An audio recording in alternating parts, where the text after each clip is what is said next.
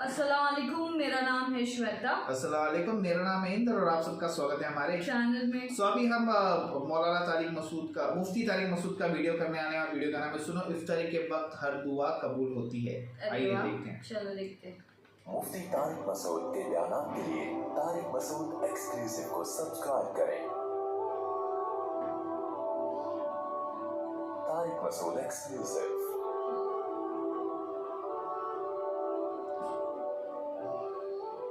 कौन सी चीज है जो आपको सबसे ज्यादा अल्लाह याद दिलाती है? वो इबादत है दुआ। समझते हैं कि नहीं समझते?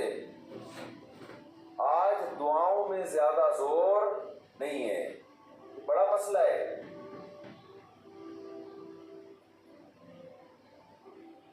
भाई कुछ ना कुछ वक्त निकाल के हाथ उठा के अल्लाह के सामने गिड़गिड़ाया करें। आज हम लोगों ने दुआएं मांगना छोड़ दी। जब इंसान अल्लाह के सामने दुआ मांगता है वो अल्लाह से बातें करता है, अगर तवज्जो से दुआ मांगे। दुआ ऐसी चीज है कि ये अल्लाह और बंदे का जितना मजबूत कनेक्शन बनाती है, इतना कनेक्शन दुनिया की कोई और इबादत नहीं बनाती।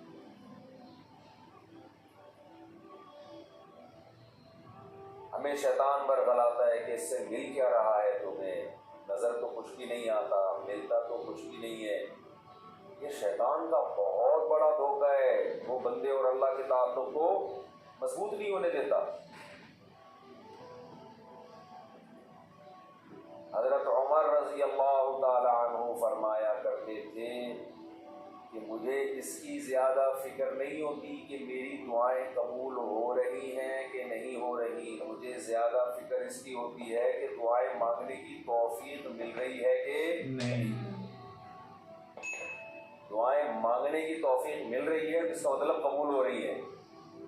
फोकस तो इसको करो कि दुआ मांग रहे हैं कि नहीं मांग रहे। ये कैसे हो सकता है? जब तक मांग रहे नहीं मिलेगा कैसे? के सामने हाथ उठाते हो और वो खाली हाथ वापस करता हो। आज दुआओं में जान खत्म हो गई, दुआएं मांगना छोड़ दिया। ये जो मैंने कुरान की आयत पढ़ी है, रमजान और दुआ का आपस में बहुत गहरा ताल्लुक है, बहुत गहरा।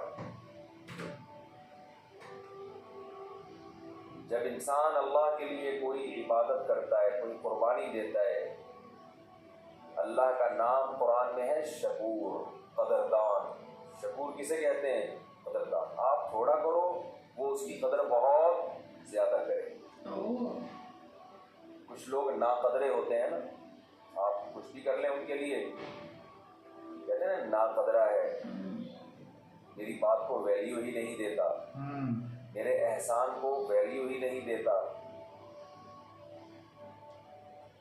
इसलिए उलमा कहते हैं कि इफ्तार के वक्त दुआ करनी चाहिए। क्यों? आपने सारा दिन अल्लाह के लिए एक कुर्बानी दी है, बड़ी बात है। आपकी नज़र में शायद इसकी वैल्यू ना हो,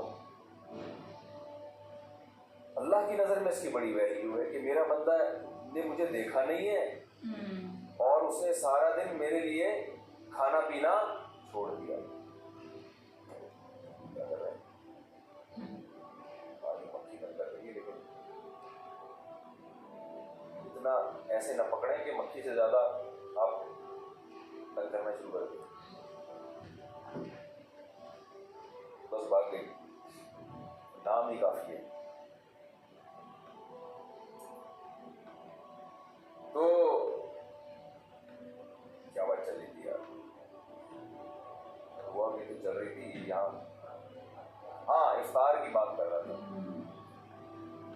तो हम इसको शायद हल्का समझते हो, लेकिन अल्लाह की नजर में ये हल्का अमल नहीं है। अल्लाह कहते हैं मुझ पर ईमान रखते हैं, मुझे मानते हैं। अगर अल्लाह को ना मानते होते तो कोई किसी के कहने पर खाना पीना, आजकल तो लोग डॉक्टरों के कहने पे नहीं छोड़ रहे। डॉक्टर कहता है कि आपको नुकसान देगा खाना पीना, आप डाइटिंग करो, मत खाओ, फिर भी खा रहे हैं लोग। मर जाए लेकिन खाना ना छोड़े। इतनी बड़ी अल्लाह की रहमत है, रमज़ान में हमसे खाना पीना छुड़वा देते हैं, तौफीक दे देते हैं। मेरे और आपके दिल में शायद कदर ना हो, लेकिन अल्लाह तो कदरदान है, वो इस अमल की बहुत ज़्यादा कदर करता है। इसलिए कहते हैं कि इफ्तार के वक्त दुआएं कबूल होती हैं, तज़र्रो का वक्त है, आजिज़ी का वक्त है। तो दुआएं खूब कसरत से किया करें। दुआओं में आजिज़ी, गिड़गिड़ाना, लजाजत करना, नबी सल्लल्लाहु अलैहि वसल्लम ने फरमाया दुआ रो के मांगो, और रोना ना आए तो रोने जैसी सूरत बना लो, सूरत बना लो रोने जैसी। अरे नबी ने हमें, क्योंकि अल्लाह के सफ़ीर है ना, अल्लाह का पैगाम लेकर आए, हर चीज़ में हमें गाइड कर दिया। गैर मुस्लिम के पास ना मांगने का तरीका है, किससे मांगना है ये भी नहीं पता, क्या मांगना है ये भी नहीं पता। कभी उधर जाके मांग रहा है, कभी उधर जाके मांग रहा है, ये भी नहीं पता मांगना किससे, कैसे मांगना है। कोई यूँ मांग रहा है, कोई किसी और स्टाइल से मांग रहा है, ये भी नहीं पता। कौन से टाइम पे मांगना है जिसमें कबूलियत का इम्कान ज़्यादा है, ये भी नहीं पता। तो अल्लाह के हबीब सल्लल्लाहु अलैहि वसल्लम ने हमें ये भी बताया मांगना क्या है, ये भी बताया किस टाइम पे मांगने की फजीलत ज़्यादा है, और ये भी बताया मांगना कैसे है, दिल की कैफियत क्या होनी चाहिए, जाहिर की कैफियत क्या होनी चाहिए। तो सबसे ज़्यादा देखो, अल्लाह से मोहब्बत एक दफ़ा दिल में थोड़ी सी चिंगारी पैदा हो गई ना, थोड़ा सा ताल्लुक़ अल्लाह से, कनेक्शन बहाल हो गया, इसका दुनिया में सबसे पहला फ़ायदा मिलता है सुकून। इसका जो दुनिया में सबसे फ़ौरन कैश फ़ायदा मिलता है ना, कैश, वो क्या मिलता है? सुकून। आदमी अपने आप को महफूज समझना शुरू कर देता है, यार मैंने अपने आप को किसके हवाले कर दिया? अल्लाह। सबसे पहला फ़ायदा ये कि बिल्कुल ऐसे जैसे डाकुओं का खतरा हो चारों तरफ से, और आपने देखा जी पुलिस की 3-4 मोबाइलें हमारे घर के करीब आकर खड़ी हो गई, आदमी लोग सुकून में आ जाते हैं, यार कम से कम यहाँ पर मोबाइल स्नैचिंग नहीं, फोकस हो जाओ। तो जब इंसान अल्लाह से मांगता है और अपने आप को अल्लाह के हवाले करता है, और अल्लाह ताला ने मांगने में कोई शर्तें नहीं लगाई, ये बड़ी ज़बरदस्त बात है। कुछ शर्तें ना कि ये वाले कवायद पूरे करोगे तो फिर मुझसे मांगो, वरना तुम्हें मांगने की इजाज़त नहीं। कोई चरसी है तो जब तक चर्स नहीं छोड़ेगा मुझसे मांग नहीं सकता। कोई बेनमाजी है तो जब तक नमाजी नहीं बनेगा मुझसे मांग नहीं सकता। अल्लाह कहते हैं मुझसे यही मांग लो, यही मांग लो, अल्लाह में बेनमाजी मुझे क्या बना दे? नमाजी बना दे। जो चीज़ नहीं है वही मांगो अल्लाह ताला से। वक़ाल रब्बुकुम उदऊनी अस्तजिब लकुम, कुरान कहता है, तुम्हारा रब कहता है मुझसे मांगो, मैं तुम्हारी पुकार को कबूल करूँगा। और कमाल की बात यह है, पहले मुझे इस आयत की तफसीर समझ में नहीं आती थी। अल्लाह कहते हैं मांगो मैं तुम्हें दूंगा, नहीं मांगोगे ऐसे मुतकब्बिरीन के लिए मैंने जहन्नम की आग रखी है भाई। ये समझ से बालातर। मैं आपसे कह रहा हूँ मुझसे कर्जा मांगो, आप कहते हैं शुक्रिया जी आपने ऑफर की, ज़रूरत की तो मांगेंगे, नहीं तो ठीक है जी बहुत शुक्रिया। मैं कह रहा हूँ अगर नहीं आए ना मांगने के लिए, देखो मैं गुंडे भेजूंगा, फुट लगवाऊंगा। आप कहोगे ये कौन सा तरीका है भाई, ये मुझ पर एहसान कर रहे हो या गन पॉइंट जबरदस्ती करवा रहे हो काम? समझ में आ रही है बात कि नहीं आ रही है? आ रही है। आप कहोगे ये कौन सा एहसान का तरीका है?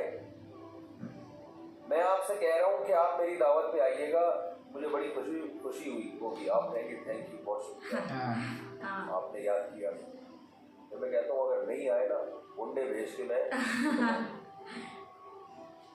आप कहोगे ये ज्यादा हो गई है। क्या हो गई है? ये दावत नहीं है, ये तो एक तरह का जुर्माना है मेरे ऊपर लगा दिया तुमने। मैं आपसे कहता हूँ भाई मैं इलाके का नाज़िम हूँ, मैं इलाके में थाने का मैं डीएसपी हूँ, कोई मसला हो मेरे पास आना। आप कहेंगे सर आपका बहुत शुक्रिया, आपका ट्रांसफ़र होते ही आपने सबसे पहले मुझे याद किया, कोई भी ज़रूरत होगी आपको बताऊँगा, आगे से कड़ी लगा दी। अगर तुम्हें कोई ज़रूरत पड़ी और नहीं बताया ना सबसे पहले लॉकर में तुम्हें डालूंगा। तो आप कहेंगे सर ये आप मुझे इज्जत दे रहे हैं, ये मेरी तौहीन कर रहे हैं। ताज्जुब की बात होगी कि नहीं होगी? होगी। तो अल्लाह ताला तो यही अंदाज इख्तियार कर रहा है कि मुझसे मांगो मैं तुम्हें दूंगा। इन्नल्लज़ीना यस्तकबिरूना अन इबादती सयदखुलूना जहन्नम दाखिरीन। नहीं मांगा तो ऐसे लोग जलील होकर जहन्नम में दाखिल हो। ये कुछ बात समझ में आ रही है भाई? ये तो अजीब सी बात है ना कि मांगो, नहीं मांगा तो मैं नहीं छोड़ूंगा तुम्हें। असल बात ये है इलाके में SHO आया, कोई महल्ले का दादा आया, वो आपसे कहता है कोई प्रॉब्लम हो बताना, आप कहते हैं बड़ी नवाजिश आपकी, फिर भी आप उसको प्रॉब्लम नहीं बताते, तो गुस्सा नहीं आता उसमें, तो गुस्सा नहीं आता इसलिए कि वो मखलूक है, वो आजिज है, उसको पता उसे नहीं। पता है कि बाज़ दफ़ा बंदे को काम पड़ता ही नहीं है, बाज़ दफ़ा पड़ता है तो उसके कोई दूसरे ताल्लुकात होते हैं, बाज़ दफ़ा काम पड़ता है लेकिन वो चाहता ही नहीं है कि काम हो, ऐसे ही रहे मामला। कि अल्लाह के यहाँ ये तीनों ऑप्शन आपके पास नहीं है। आप ये कहें कि अल्लाह तूने मुझसे कहा था कि मैं तुझसे मांगूं, लेकिन मेरी कोई ऐसी ज़रूरत ही नहीं जो मैं मांगूं तुझसे, ये कह सकते हो क्या? इंसान की जरूरतें खत्म ही नहीं होती। अल्लाह से मुस्तगनी हो गए, वो लालच बढ़ती अल्लाह के जाती है। लिए बगैर भी तुम्हें दाएं बाएं से तुम्हारे खांचे खुले हुए जो अगर खुले हुए हैं तो वो खांचे किसके इख्तियार में है? वो तो अल्लाह के हाथ में है। आप ये भी कह सकते हो कि मुझे इसलिए मांगने की जरूरत नहीं कि मेरे तो सारे मसाइल हल हो रहे हैं, मैं सुबह मेरी जॉब लगी हुई है, मेरी तनख्वाह है, मल्टीनेशनल कंपनी में अच्छी सीट पर बैठा हुआ हूँ मैं, मेरी सैलरी घर आ जाती है, महंगाई भी नहीं है, पेट्रोल भी नई हुकूमत ने सस्ता कर दिया है वगैरह वगैरह, तो आपको कोई मसला ही नहीं है। तो अल्लाह कहेगा अगर कोई मसला नहीं है बिलफर्ज, वो तो पाकिस्तान में हो और मसला ना हो, ये हो नहीं सकता। ये तो फिर इसका मतलब है आप सो रहे हैं, आपकी कोई खाएगा और आँख खुल जाएगी आपकी। अरे रे, तो आपके साथ अगर कोई मसला नहीं है, आप इन असबाब को देख रहे हो, इसका मतलब आप समझते हो कि होता असबाब से है, अल्लाह से नहीं होता। भाई अल्लाह तो जब चाहे इन असबाब को फेल कर दे। आप अपने आप को खुदा से मुस्तगनी समझ रहे हो, आप समझ रहे हो मुझे खुदा की जरूरत नहीं है। इस पर अल्लाह अज़ाब देगा कि तू अपने आप को ये समझ कैसे बैठा कि तुझे जरूरत नहीं है मेरी। ये ऐसे महल्ले का कोई दादा आया और सारे काम उसके हाथ में है, उसने आपसे बोला कोई तंग करे तो मुझे बताना, और उसे पता है कोई ना कोई तंग कर रहा है इसको, आप फिर भी नहीं बता रहे। वो बुलाएगा, बोलेगा भाई आप क्यों नहीं बता रहे? आप कहते हैं भाई कोई मुझे तंग कर रहा है तो मैं बर्दाश्त कर रहा हूँ, उसने नहीं बता रहा, इस पे गुस्सा नहीं आएगा उसको। लेकिन अगर आपने उससे कहा कोई मुझे तंग कर रहा है, मैं आपको इसलिए नहीं बता रहा कि मुझे पता है कि मेरे जानने वाले हैं, वो मुझे बचा लेंगे, उस दादे को गुस्सा आएगा कि मेरे अलावा कौन इस महल्ले का दादा है भाई। आएगा कि नहीं आएगा? सही बात है। तो अल्लाह के सामने हम ये भी नहीं कह सकते कि अल्लाह ये परेशानी है मुझे तंग कर ही नहीं रही है, मुझे कोई टेंशन है ही नहीं, ये भी नहीं कह सकते। इसलिए नहीं कह सकते कि हम इंसान हैं, मखलूक हैं, अल्लाह के हाथ में सारे असबाब है। वो जब परेशान करने पर आएगा, वो मुसीबतें देने पर आए, हम में से किसी में दम नहीं है कि उन मुसीबतों को उसकी तौफीक के बगैर बर्दाश्त कर लें, ये मुमकिन नहीं है। और ये भी मुमकिन नहीं है उसके अलावा कोई वो मुसीबतें हमसे दूर कर दे। कितनी बड़ी वईद है दुआ ना मांगने पर। और जो लोग दुआ नहीं मांगते, हकीकत ये है कि वो अपने आप को दुआ से मुस्तगनी समझते हैं। वो कहते हैं मुझे जरूरत क्या है। मैं एक चुटकुला सुनाता हूँ ना ऐसे मौके पे। अच्छा। एक आदमी अपना गधा बेचने जा रहा था बाजार में। अच्छा। किसी ने पूछा क्या कर रहा है, उसने कहा कि ये गधा मैं जाऊंगा मार्केट में लाखों का बिकेगा। ओह। किसी ने कहा कि इंशाअल्लाह कह दे कि अगर अल्लाह ने चाहा। उसने कहा इंशाअल्लाह, यानी अल्लाह ने चाहा कहने की क्या जरूरत है, गधा मेरे हाथ में, नस्ल इसकी अच्छी है, मार्केट में गधे की मांग भी है, गधे मार्केट से क्या हो गए हैं, शॉर्ट। अगर वो हमारी मार्केटों में आता, असेंबलियों में आता, पता चलता है यहाँ मार्केट से शॉर्ट नहीं है, होलसेल के हिसाब से हमारे यहाँ। तो अब उसे लोग कह रहे हैं कि भाई बोल दे अगर अल्लाह ने चाहा, क्या अल्लाह ने चाहा, सब कुछ सही है, सब कुछ सही है। मार्केट में गधों की वैल्यू भी है और इंतजार में भी है लोग, मुंह मांगी कीमत पे बिकेगा। अचानक कोई मार्केट में जब पहुंचा, डाकू आया, गधा छीन के ले गया, या उस गधे को बीमारी ही मर गया, अब ये खाली हाथ आ रहा है। किसी बंदे से राब्ता हुआ, उससे पूछा हाँ भाई क्या हुआ, कह रहे इंशाअल्लाह मैं गधा लेके जा रहा था, इंशाअल्लाह कोई डाकू आया, इंशाअल्लाह उसने चाकू निकाला और इंशाअल्लाह वो गधा मुझसे छीन के ले गया। अब बात बात पे क्या लगा रहे हैं, इंशाअल्लाह। उसने कहा कमबख्त जब लगाना था तो सदा लगाया नहीं, हाँ, और अब लगा रहे हैं।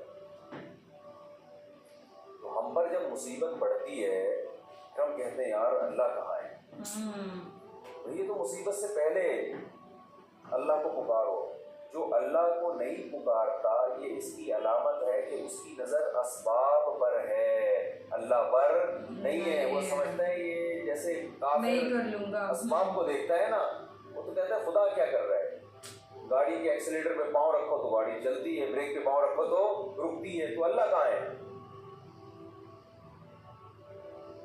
तो अल्लाह को अगर नहीं कोई पुकारता तो अल्लाह उसका मतलब फिर ये समझते हैं कि ये समझता है कि इसको मेरी जरूरत नहीं है।